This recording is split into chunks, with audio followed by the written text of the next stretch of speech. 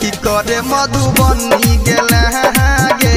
की करे दरभंगा गेले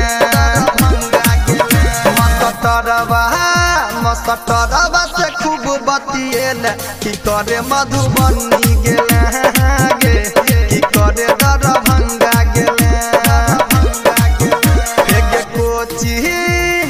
कोचिंग में रनिया धरेल की करे मधुबनी गेले गे की करे दरभंगा गेले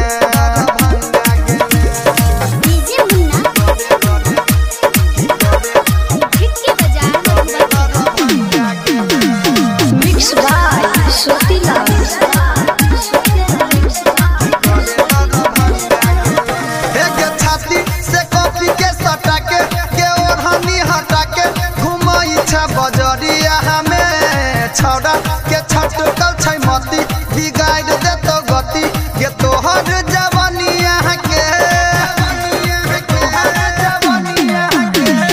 छाती से कॉपी के सटा के ओढ़नी हटा के घुमाई छ बजरिया हमें छौड़ा के छटकल छै मती बिगाड़ दे तो गति के तोहर जवानिया के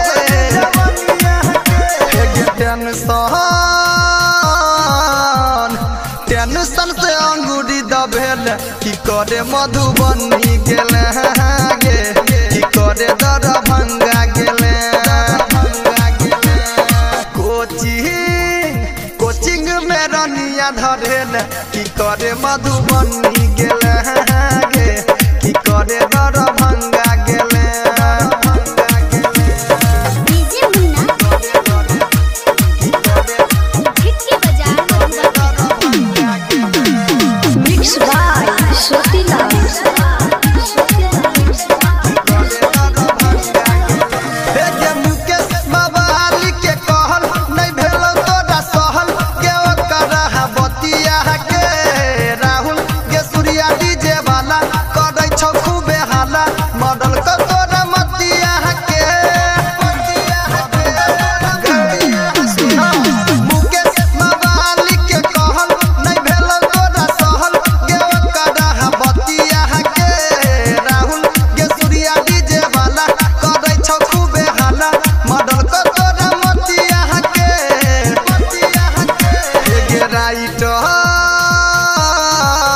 राइटर सोतीलाल के जाल में फंसेल की करे मधुबनी गेले